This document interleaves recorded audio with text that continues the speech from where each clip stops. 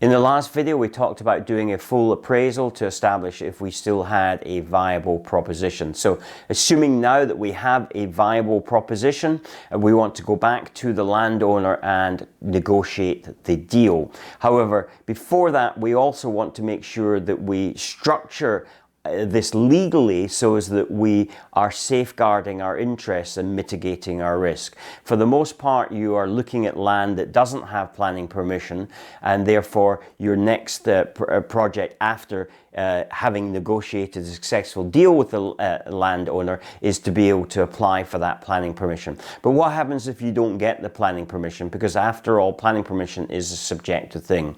So it needs to be legally tied up in a way that you mitigate your risk from actually ending up owning a piece of land that you have no opportunity to be able to develop because the planners refused you planning permission. So that's kind of the subject of this video. If you haven't already subscribed to this channel, please subscribe now, and remember to join our Facebook group so as that you have the opportunity to discuss with fellow property developers and aspiring property developers your plans and ask questions.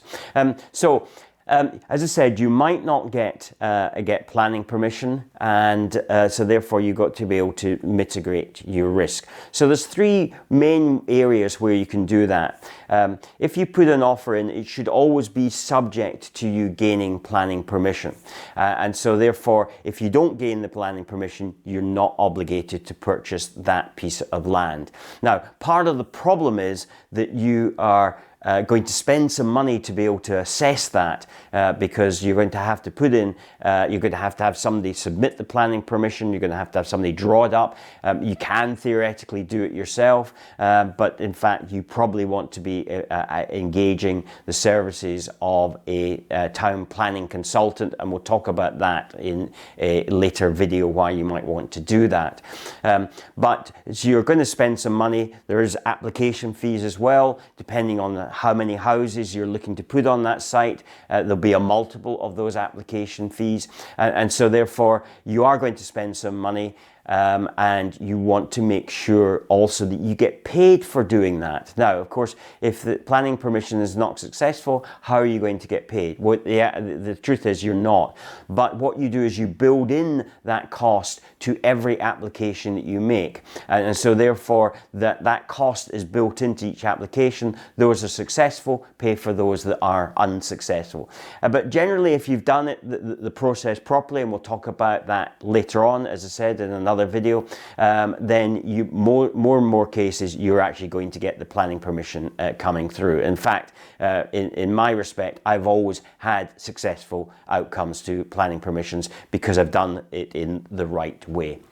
So a conditional offer will then mean that if you don't get planning permission, you are not obligated to buy the property. Now, the problem with that is that if you get planning permission, but the planners put on onerous conditions to that planning permission, it may make it not viable for you to carry on. And I did have such a situation where they had put on onerous conditions. I managed to resolve it, thankfully, but I could have been in a really difficult position of owning land that although I had planning permission on it, I might not have actually been able to end up buying it, but I still would have been obligated to buy it from the landowner because I had done that one, and it was the first project that I did on a conditional offer. And so I don't actually recommend that that's the way you do it. The third one that we'll come to is the way that I would recommend that you do it.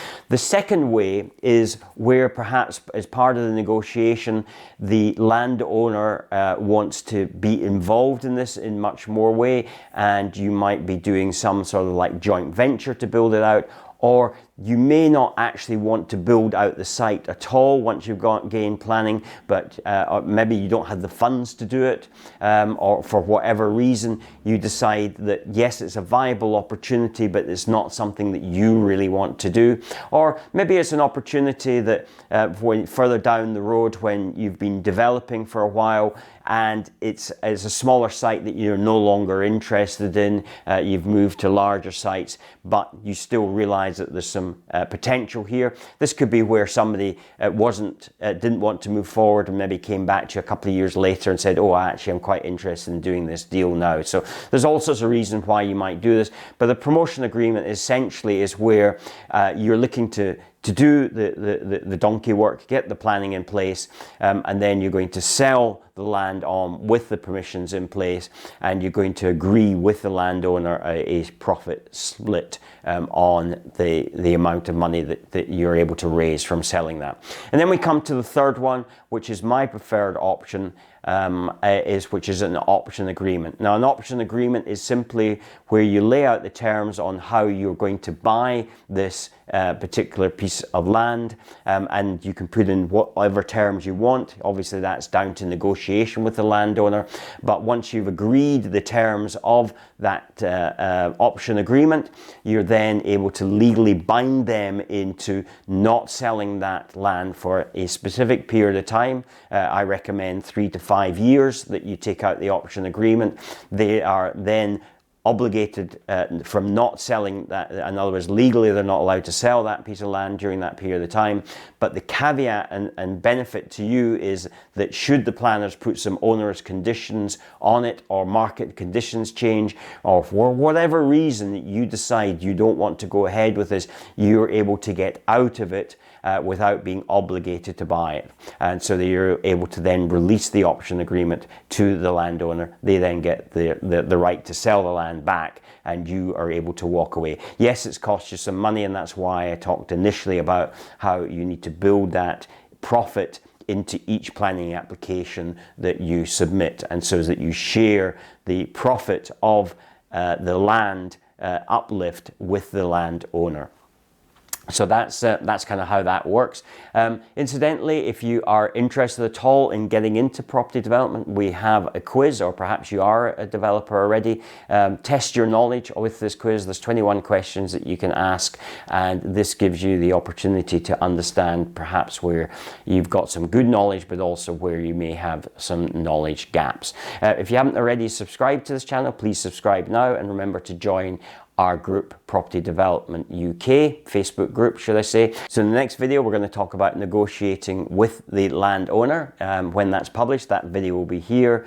And if you want to watch the previous video in this series, then that video will be here. I look forward to speaking to you next time. Take care in the meantime. Bye-bye.